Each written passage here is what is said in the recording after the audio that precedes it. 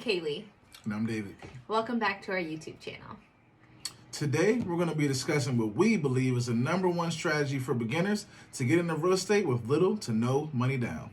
And that strategy is called house hacking. Now, don't stop the video now because I can guarantee we have little tidbits in here that you did not know. House hacking is actually how David and I started our real estate investing journey back in 2015. I'll go over the details of that in different YouTube videos, but today I just want to go over the concept of house hacking. So house hacking is a strategy where you buy a primary residence and you rent out some portion of that residence to generate income to offset your mortgage and other expenses for the property. For example, you can purchase a single family home and you can rent the other rooms out to other people, or you can purchase a home with the ADU, which is an accessory dwelling unit, and you can rent out your other part of your property, or you can purchase a multi-family property. You can live in one unit and you can rent out the other 3. If you don't want long-term tenants, you can do Airbnb, or there's other short-term rental options. So why is this a popular strategy? There's a couple reasons why we recommend house hacking. The #1 is because it's your primary residence, you get the best lending options. Now this goes for interest rates and this also goes for down payment options. There is a loan that is called the FHA loan that only requires you to put 3.5% as a down payment, where most people believe you have to put 20 to 25% down to own a home, or if it's an investment property, you're likely going to have to put 20 to 25% down. So it's a great opportunity to get an asset under your name for very small amounts of money. The second reason why it's a popular strategy is because it eradicates one of the most expensive bills that most people have, and that is your rent. When you're renting out to other people, it typically is going to cover your entire mortgage, so your cost of living will go way down.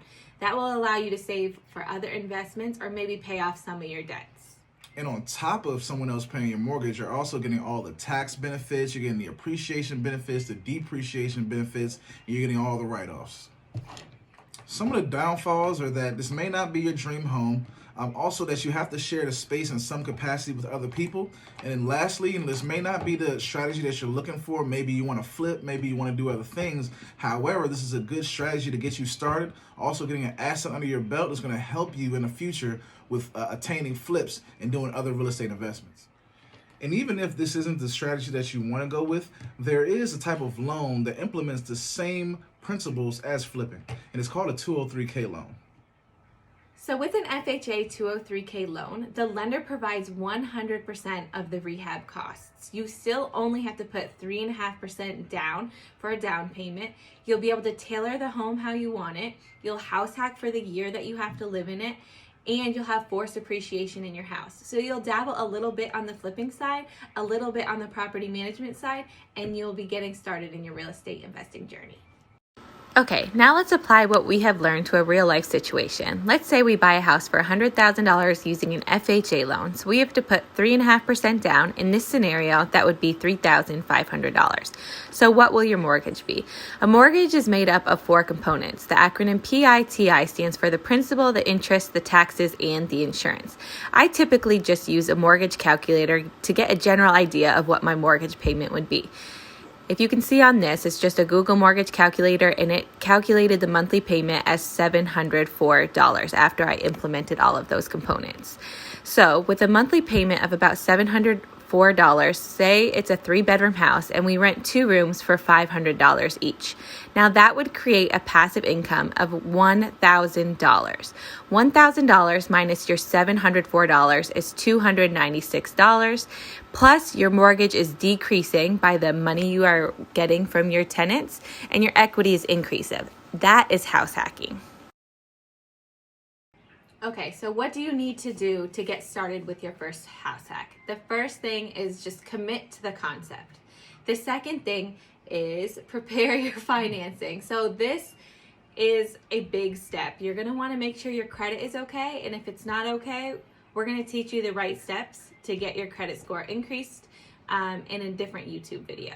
The second step is going to be finding a lender The next step is getting pre-approved. Now that pre-approval letter will let you know what price range you're going to be looking for when you're searching for your home. Step is studying the market, because you're going to want to look for houses that are in a good price range where the mortgage is lower but the rents are higher, because that will allow you to get most of your mortgage, if not all of your mortgage, covered, and maybe even get you a little passive income as well. Step is just make sure you take action, because this is a great way to get started in real estate. So here are 4 things that could hold you back from purchasing your first house hack. 1, not having stable income. 2, your credit score. 3, your debt to income ratio. And then last is not having the capital. So for every problem, there's a solution. For instance, if your credit score is bad, this is something that you can start working on now. If you don't have a job, this is something you can start applying to every single day to start getting a stable income. And lastly, we understand 3.5%. It could be a lot of money to a lot of people, and it's not always the easiest to come up with that capital. So there are programs out there like down payment assistant programs that help cover possibly the whole down payment, or maybe even help pay off your student loans at the same time that you're buying a house. We're going to provide a link in the bio for you to click on, and you can go state by state to see what kind of opportunities there are for you. And another thing is you can also team up with a partner. If you have a good deal, then a lot of people want to come to you, and they might have something to provide that you don't, like the capital. So just keep all of those things in mind. With our house hack, that's actually what we did. Our debt to income was too large, so we teamed up with each other and then with one other person to get the house hack to happen. And you can do a house hack at least once a year. You're required by the FHA rules and regulations to live at your house for at least 1 year, and then the next year you can purchase another house in a different location. You just have to live at the property. And just keep in mind, you can only have one FHA loan out at a time. So if you were to refinance your first one, or if you had been able to save enough for a conventional loan on your next house hack, that would work as well. Thank you for watching. We hope this video got you in the right direction to getting started in your real estate investing journey. Stay tuned for more videos to learn more.